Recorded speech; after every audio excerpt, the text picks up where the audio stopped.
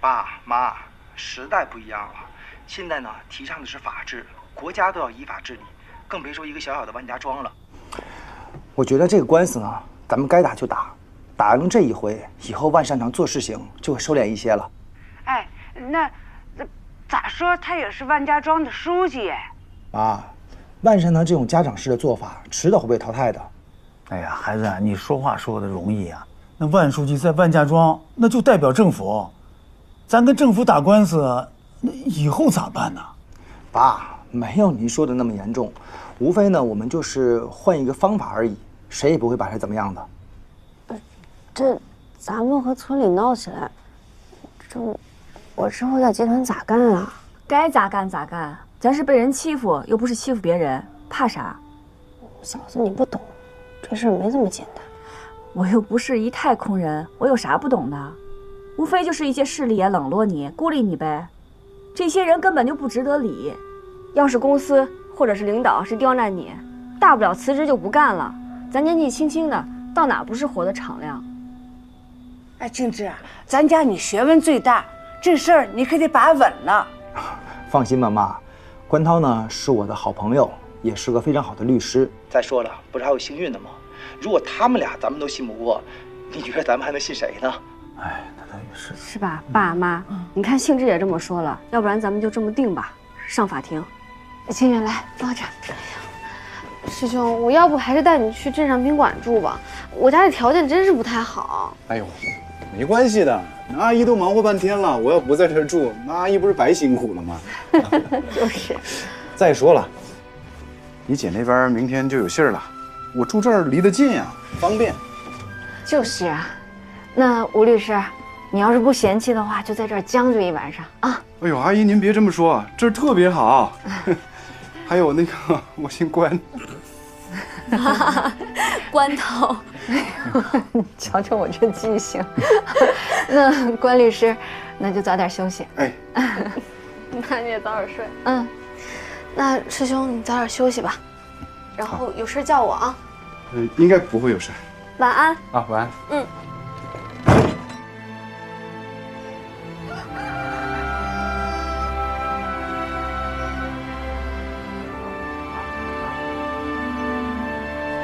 怎么样？昨天商量出来怎么做决定了吗？关律师，昨晚我们商量一下，我们觉得这官司还是要打。还打。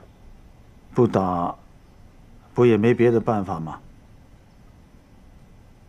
那行，我们准备了委托代理协议，你们看一下，如果是没有什么问题的话，你们就在最后一页的甲方空白处签个字吧。我家幸福能担大事儿，明事理，他签。哦。姐，不是，我姐只是您家儿媳妇儿，她来签的话合适吗？合适，她现在是我们王家的当家的。我觉得还是姐夫签更合适一点。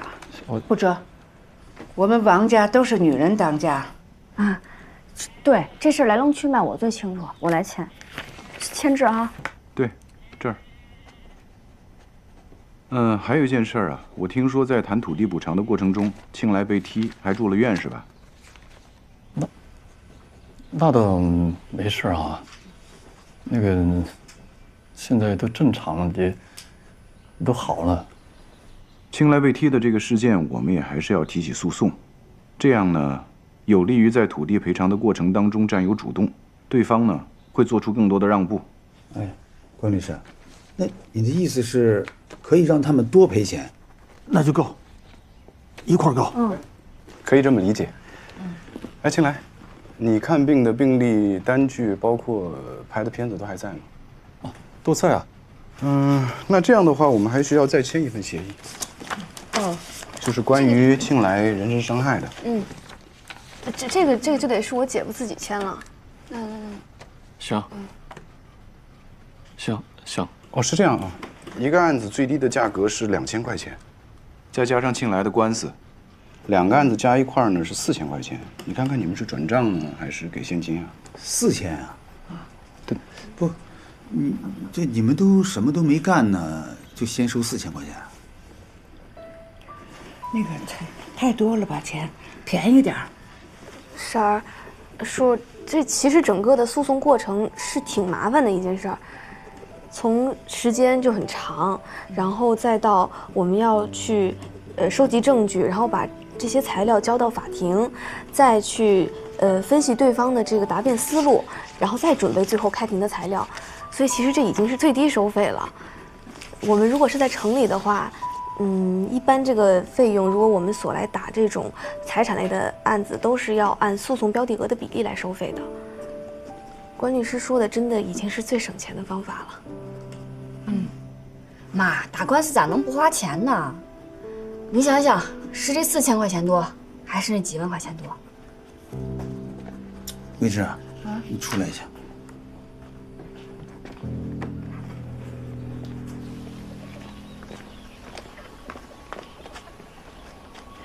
他们这都是专门来挣熟人钱的，咱不用他，找一个不会挣钱来的。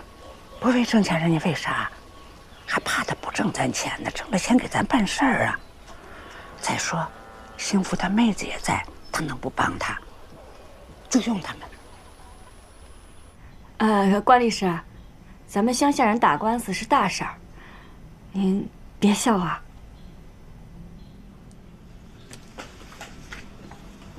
我没事的，当律师的，主要是要尊重当事人的意愿。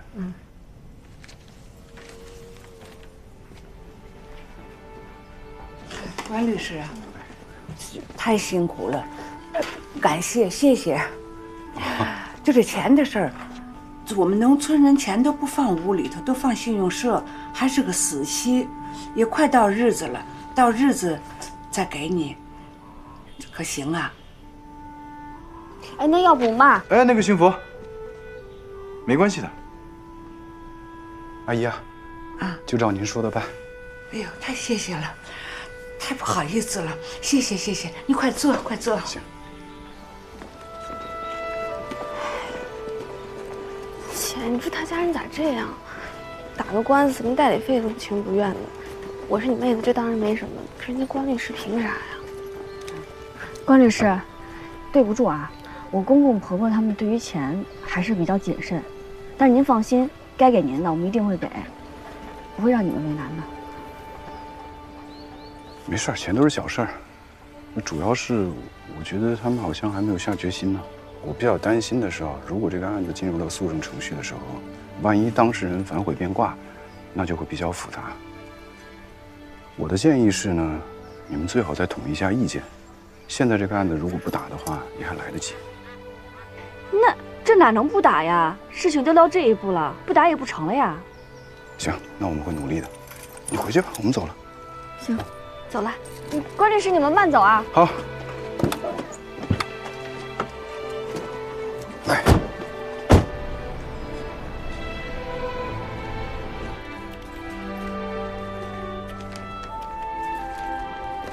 喂，你好。有2个案子我们想立案，谢谢。好。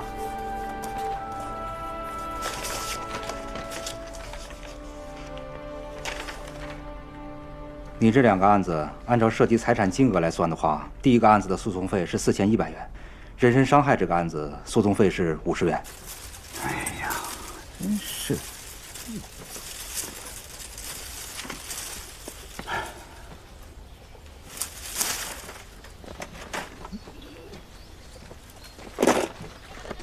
哎，你这干什么呢？这是？哎呀呀，毛毛躁躁的，咋了？你说我这心里怎么这么别扭呢？啊，这官司还没打呢，钱还没要回来呢，这怎么又要贴4000块钱呢？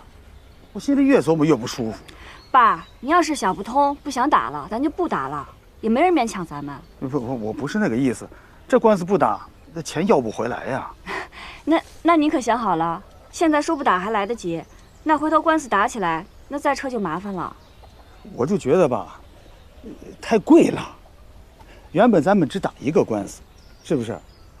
这关律师又撺掇着再打一个，近来这官司是关律师提出来要打的，这干嘛让我们掏钱呢？那怎么说是人家要打呢？人家打也是为了咱呀。那关律师不是说了，2个官司一起打，是有利于赔偿金数目的协商。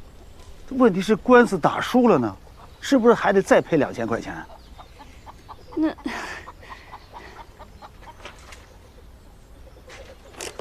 青来，这事你是当事人，要不你拿个主意，省得你爸这老犯病在这儿。我无所谓，我现在也不疼了，也好的差不多了。要不你们说咋办就咋办呗。你得拿个主意啊，这是你的事儿，你得表个态。我是觉得，因为这个事情把这个万书记告了，以后再跟他见面，他会不会生气？他说的对，土地的事儿，咱是跟集团打，是公事儿。要是庆来把万书记给告了，这就结了私仇了，咱不能这么干。怎么说，我跟万书记这都几10年了，是不是？都是老伙计了。幸福啊，你给关律师打个电话，就说庆来这官司，我们不打了。那另一个官司还打吗？那个得打，那个肯定得打。那行，那我去跟关律师说。哎，幸福，待会儿你打电话的时候，你给关律师说一声，庆来的官司我们不打了，那我们只欠他2000块钱。啊，行，那我打电话跟他说。不好意思啊，师兄，都没收着代理费，还让你在这代交诉讼费。帮当事人暂时垫付，这都是很正常的事。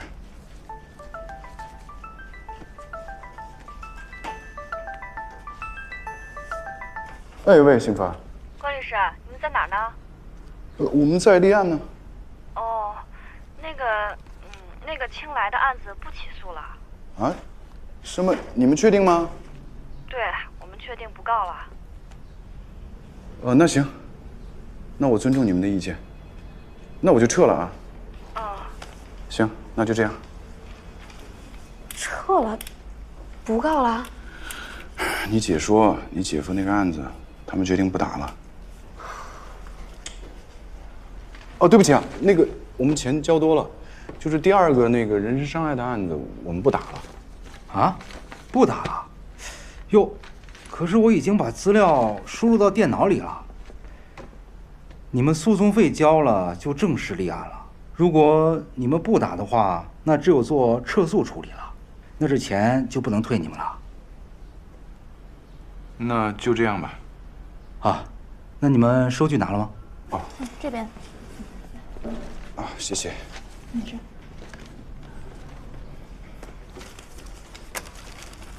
谢谢啊。好，不用谢。谢谢。万书记，万书记，什么事啊？刚才法院送来一张传票。什么？咱们和王家那块地的官司要开庭了，所以啊，你作为这个集团的法定代表人，需要出庭了。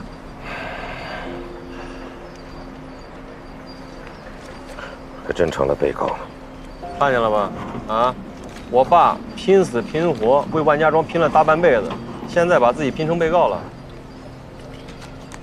不用理他，告诉我忙，去不了。他王家有本事，就让法院来拘我。哎，万书记，我觉得吧，这件事儿还真的不能掉以轻心呐。你看有没有必要咱们先跟县里的领导打个招呼？毕竟咱也是为了万家庄的发展和集体的利益嘛。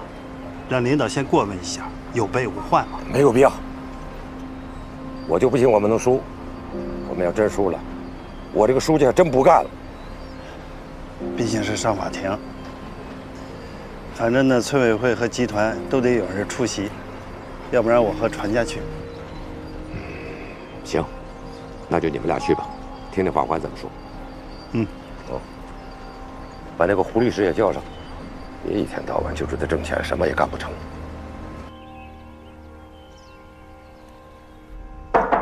进。大家，你找我啊？坐。就还是老王家那块地的事儿，他们把咱给告了，听说了吧？我知道啊。有把握吗？这官司啊，十有八九咱们得输。什么？凭什么呀？他们家征地补偿协议都签了，明明是他们无理取闹。上了法庭了，跟村子里边咱们集团不一样了，那有个程序呢。不是咱想怎么着就怎么着，是吧？得讲法律，是吧？看证据的。你别跟我说这么多啊，反正就是我现在的工期耽误不得。那简单呀，那花钱消灾呗，没多少钱，给他们就完了。放你的屁！我没给钱吗？我给了2回了，是他们没完没了的。啊，怎么着，什么事儿都让我花钱解决？我要你干嘛使的呀？要钱不给，你是律师，这事儿你想办法。不是，我又不是法官，我有什么办法呀？老胡，你那律师证是自己考的吗？啊，不是你这平时吃喝玩乐你挺勤快，怎么说到出庭打官司你那么不想去呢？啊？我就2点要求：第一，我1分钱都不会再给了；第二，我的工期绝对不能耽误。这事儿你能办就办，不能办就滚蛋。行，你生啥气呀？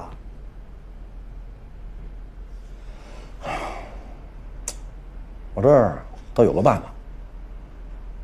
凡事啊，咱们得逆向思维。咱们可以把生米煮成熟饭，就看你有没有这个胆量。别那么多废话，只给。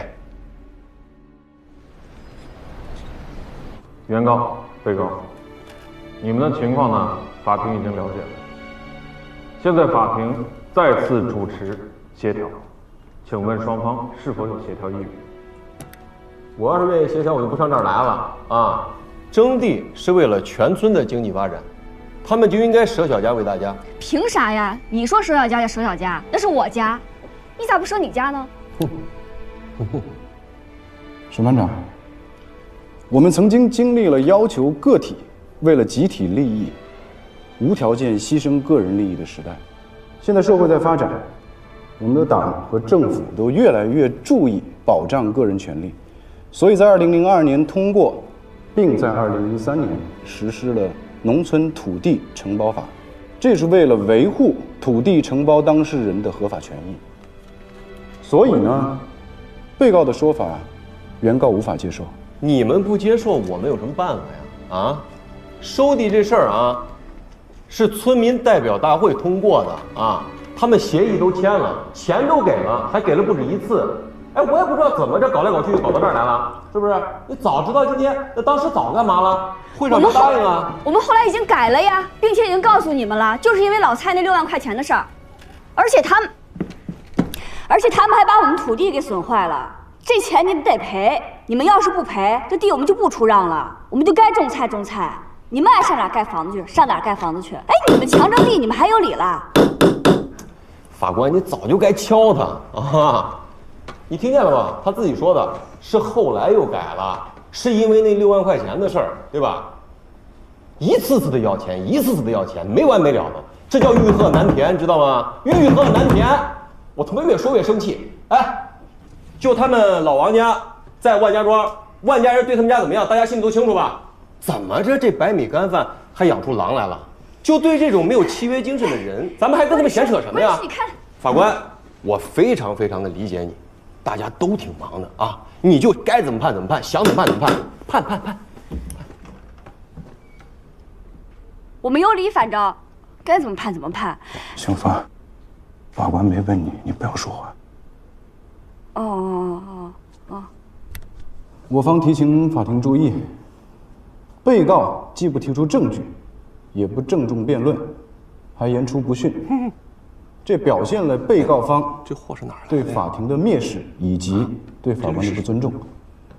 被告方的这种态度，应该在裁决中予以考虑。法官同志，村里为建厂征王家的地也是迫不得已，原因给大家解释过了，而且也做了相应的补偿。关于他们收的6万块钱的事，理由并不充分，我方并不认同。其次，他们提到的施工毁掉大棚的事儿，因为集团一再口头告知他们尽快清除地上物，他们拒不执行。我方认为责任也在原告方，希望王家以全体村民的利益为主，支持村里的工作。如果王家执意坚持自己的主张，那就只能请法庭判了。听见了啊！这叫律师啊，说话有理有据的。那人说话都不张嘴，还当律师的，太逗了。法官赶紧判。判就判，我没有理，我们怕谁啊？地进来呀！快！咱家的地没了！怎么了？进来，快！咱家的地没了！你快去进来！你们干什么的呀？地没了！这是我爸妈。那个法官，怎么了啊？法官大人，你得给我们！怎么了嘛？这到底怎么了？法警，先带出去，先带出去，先带出去。快去吧。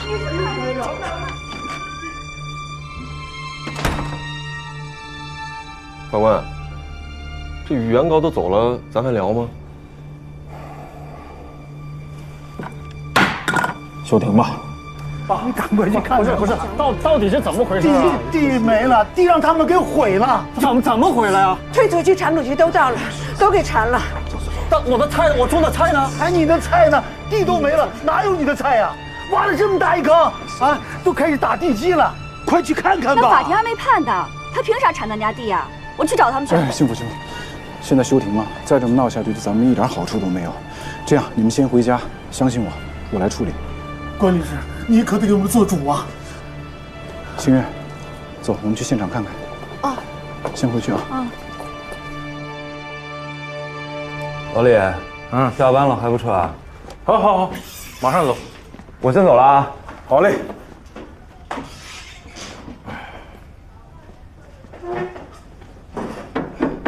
来。哎呦，你怎么来了？想你了，过来看看你啊。我可不缺别人惦记。坐。你看看你，你想我准备好事儿啊？公安警惕性又来了啊，没劲。准是为万家庄那个案子来的吧？一猜就中，找对人了。怎么了？我听说庭上挺热闹啊。你少在这说风凉话啊！哎呀，这没办法，农村就是这样。这公检法本来就得事无巨细，只要能把事儿解决了就行了。哎，我这回找你来啊，我是希望你能帮忙在中间做工作。你看这个万家庄，本来就是你的辖区，那万善堂也是你这么多年的老交情了，这事儿你去核实。这回啊，估计你失算了。那工作呀，我都去做了，可不管用啊！要不这事儿能闹到你那儿吗？就为了这，善堂跟我好大的不愉快。这多少天了，也不招呼我。要我说呢，公事公办吧，这该咋办咋办，这大家都省心了啊！你当我不想啊？这案子看起来简单，真闹到这一步了，真不好办了。最好是双方能达成和解。爱怎么着怎么着吧，不干我事了，我该下班了啊！这是，得了，下班了，说走就走啊？那下班了不走啊？那吃个饭行吗？我请你吃个饭。不吃，不吃饭，不吃饭，不吃饭。今天必须得吃，必须。我请你，你必须。哎呀，不吃饭。您的菜齐了。谢谢。说好了，咱俩今天 AA 制啊。干嘛呀？请你吃个饭有不犯纪律啊？不，AA 啊，省得我吃你嘴短。这案子其实本身并不复杂，按道理来说呢，双方都有理。现在关键的问题是，他把人家地给人家推了，菜也给人家毁了，而且动工之前也没通知人家，结果现在搞得王家不接受条件了。要说硬按法律来判吧，也不是不能判，但是很有可能双方对结果都不满意，还因此两家结了仇了。你说这也不是咱工作的目的，对吧？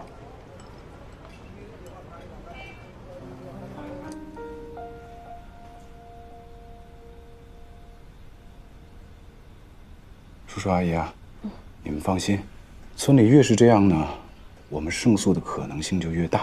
可是我们那个大棚都给推了呀，那全都是我们的东西啊，地不说了，那全都是钱啊，我以后得花钱买这些东西。刚才我跟幸运呢已经拍照取证了，谁犯的错误就一定要付出代价，我们会争取帮您把所有的损失都要回来。真的，谢谢你。要真是那样的话，那我们就请对人了，是吧？关律师，我还是不太明白，我们已经上了法庭了，这正商量着呢，他们干嘛还要这么做？我估计呢，只有一个原因，他们想要造成既定事实，因为双方呢已经产生了争执，我们在立案诉讼的请求当中，按照你的意思呢，加入了判令被告必须马上停止收回原告承包土地、承包经营权的行为。那一般来说呢，土地诉讼官司啊，耗时会比较长，可能他们的工地在施工的时候呢，又受到了干扰。那即使是这样，他们这也是一种违法行为，一定要付出代价。那我们这个官司能打赢？现在呢，只能说我们更有希望了。明天一早，我去跟主审法官好好的聊一下。谢谢。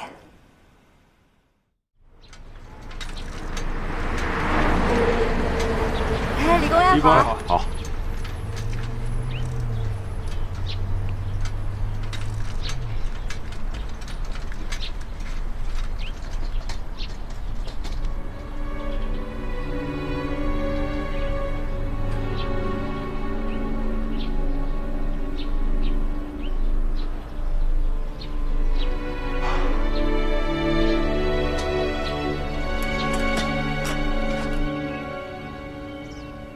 上次推地的事儿不是停下来了吗？谁让你又派施工队进去的？这么干影响有多坏，你知道吗？这人家就得说我们集团仗势欺人，强拆。这事儿你还真怪不着我，你是想把什么事都码圆了，让人都说你好，好书记、好领导、好董事长、好爹，可你这些搁一块儿，他就实现不了。咱们现在项目推进的多快啊！这事儿一旦闹上了法庭，麻烦事儿多，周期又长。法庭要再万一给咱们一点不利的判决，那这块地咱就收不回来了。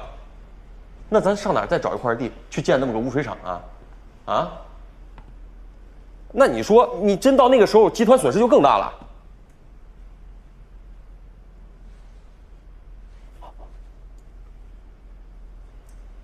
小梁，啊，这事你也知道？我不知道。那你，哎呀，行了，你别你的了。我跟你说啊，爸，这叫既定事实。万家集团这么做就是想要造成既定事实，他们这是无视法律的尊严。找你们二位过来呢，其实就是想着商量一下，看看能不能做一做王家的工作，说服原告让步。凭什么呀？被告违法让原告让步，法官同志，你还敢自称是法律人吗？我当然敢啊！我为什么不敢啊？而且我问心无愧啊！关涛，咱们都是法律人，而且我们更是生活在中国农村的法律人，我们肩负的是社会的安定与和谐的责任。你先别着急，啊，我跟你说说我的看法。现在，土地承包纠纷的案件越来越多，对于这个案子，我们也是格外的重视，也确实做了大量的工作。但是现在确实有一个实际情况摆在我们面前，法院没法判。你说要拆除他们已经在建的这个污水厂啊，别看就是那么一块小小的菜地，那直接影响到的是市里的重点项目保健品厂、万家集团的转型。往大了一点说，这有可能直接影响到市里乃至省里的经济建设。但是被告也太有恃无恐了吧？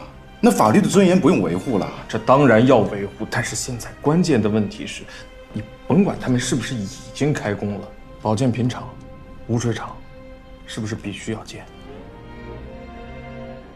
这是关乎到万家庄全体村民的大事，这事咱也得考虑。这样一来呢，法院起码不会判让那块土地恢复原样了，因为那样的成本跟代价就更大了，是不是？再者说，咱手里好歹有一份征地协议，这么干不算一点道理都没有啊！你现在不就是那大棚跟地里的东西吗？赔就是了，那玩意儿值几个钱啊？是钱的事吗？这是你给他出的主意啊？我这也是为集团的利益着想啊。为集团利益着想，也不能不顾影响，胆大妄为。你说胡律师，你岁数也不小了，你怎么就给船家出这种馊主意？你看你这话说的我自己跟没脑子似的。对付这种得寸进尺的人，就不能给他们好脸。我一开始听你的了，我跟他们好好说了，结果呢，把咱给告了。那怎么着？要一次钱给一次，要多少钱给多少钱。咱们集团以后再需要村里配合干点什么事，谁配合你啊？都来这一套，就得给他点厉害瞧瞧。行，都出去。那这个事儿，我再想想。行。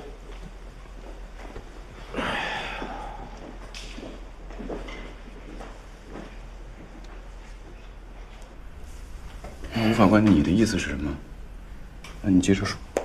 关涛，你也是法律人，你也应该明白，有的时候吧，妥协也是一门法律的艺术。的确，就这个案子，从法律条文上来讲，是非非常鲜明，很容易。但是你法律条文，你也不能脱离中国农村的现状吧？那吴法官，你想表达的是什么呢？地方经济的建设，我们不能阻止，但是人民的权益，我们也必须要维护。我是想着，能不能就目前的情况，我们从中间找到一个平衡点，来进行协商，最好是能达成一致。好，协商我没意见。但是开庭第一天就发生这样的事情，你总要论个是非曲直吧？法律不能助长这种恃强凌弱的行为吧？是非曲直固然很重要，但是解决问题才是咱们要做的，你说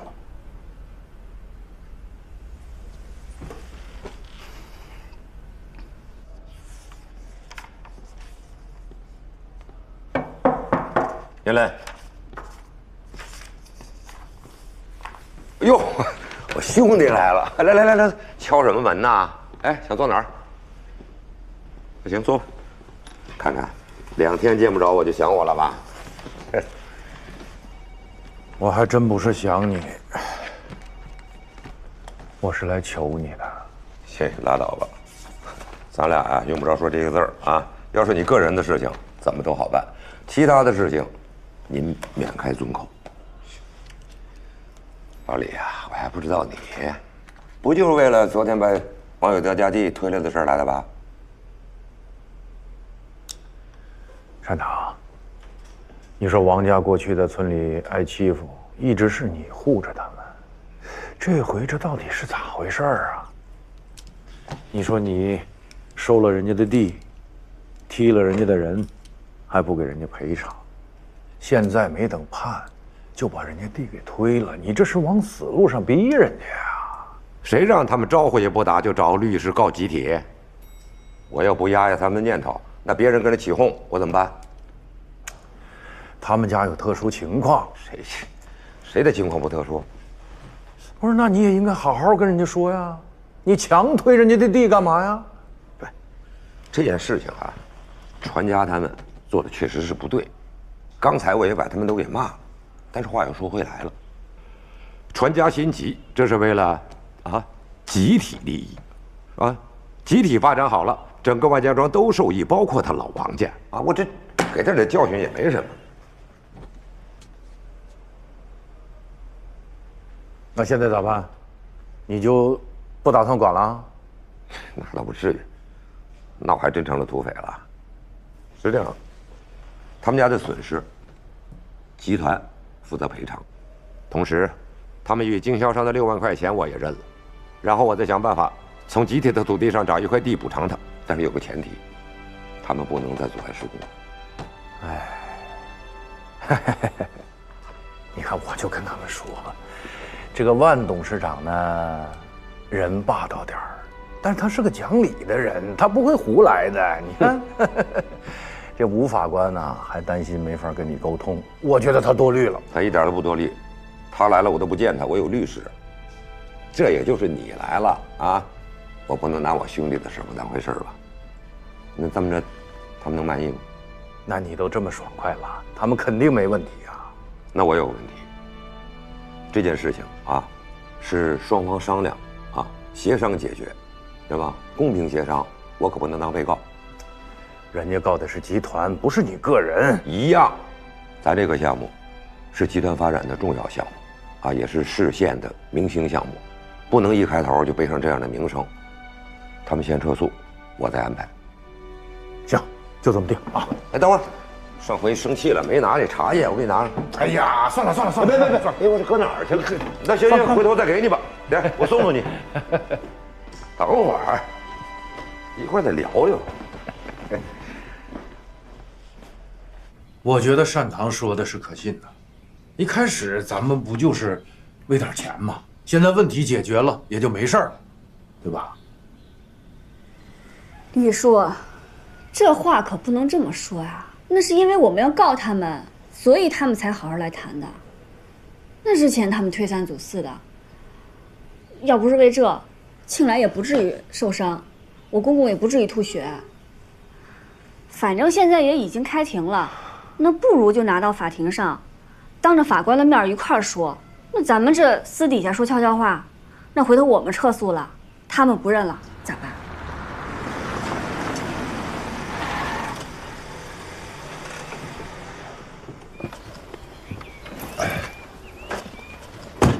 我们跟吴法官谈着呢，怎么突然叫我们回来了？李公安也是吴法官请来的。坐。坐。李警官，这个案子呢已经进入了诉讼程序了，都已经开庭了，您就不需要再来劝幸福他们了。年轻人啊，你还是太年轻了。法律啊，绝对是个好东西，可是，在咱们农村呢，可不是用法律这把尺子量一量就能量出长短来的。如果您不是一个警察，您说这样的话我能理解。但是不管怎么说，您也是搞法律的，在明知道我的当事人已经委托了律师的情况下，您再私下来找他们，这不合适。方律师啊，咱们俩没关系，我只和有德一家有关系。啊，那这样，有德大哥，单堂的意思，我也跟你说了，啊，这律师也在这儿，你自己是怎么想的？你怎么选？你当着他的面你说啊，你自己说。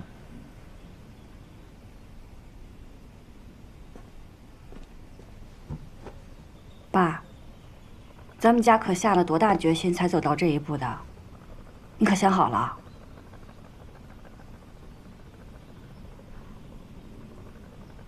关律师，要不这么着吧，这事儿啊，你就不用管了。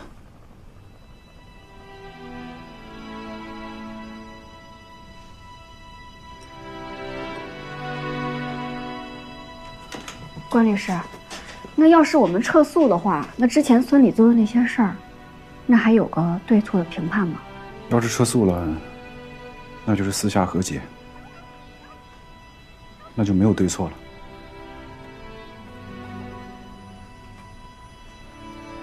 幸福，既然这个万书记都答应了，该赔的都赔，那我们也没啥损失了。那我们还告啥呀？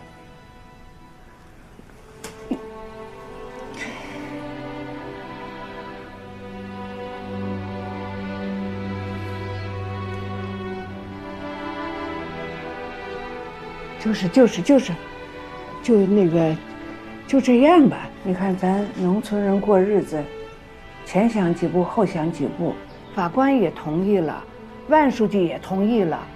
你看人家李公安，跑来跑去，他太累着你了，就按李公安的来吧。不是，妈，咱们要是真撤诉了，那村里不会认为他有错，那反而没准就更觉得咱们真是拿地讹他们了。这事儿不对呀。错了不是在嘴上，书记已经答应了，要给咱们赔偿，这就说明咱们是对的，村里是错的。是，咱们一开始确实是想要个赔偿，但咱们也想要争一口气，得有个对错吧？那这事就这么不明不白的了了？关律师，你觉得呢？我是律师，我希望我的委托人满意。如果你们都决定要撤诉，我们还要再帮你们做一个和解协议。就这样吧，那个，就这样，皆大欢喜。